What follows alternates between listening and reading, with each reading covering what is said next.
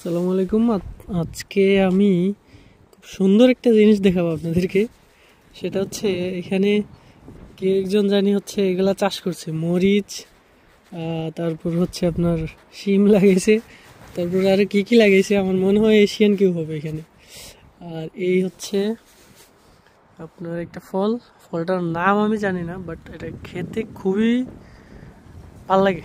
সহজ কথায় যেটা মিষ্টি অনেক, আমাদের দেশে বড়ই আছে না, বড়ইয়ের মতো দেখতে, বাট টেস্টটা একটু অন্যরকম। তারপর এই হচ্ছে আরেকটা ফল, যেটাকে হচ্ছে আমরা ব্লুবেরি বলি।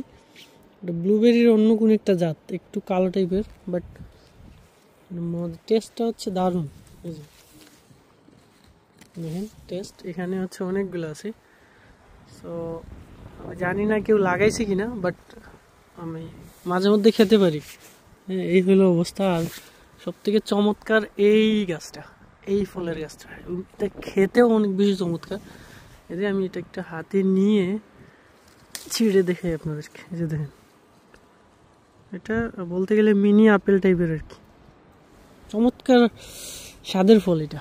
আর হচ্ছে এই যে কে জানি লাগাইছে, এটা দেখেই আমি হচ্ছে মূলত থামছিলাম। এই যে পেঁয়াজ, মানে শখ কি জিনিস, এই যে ধনিয়া পাতা, তারপর ওই যে টমেটো,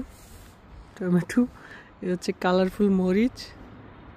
ব্যাপারটা দারুণ লাগলো, ভালো লাগলো অনেক।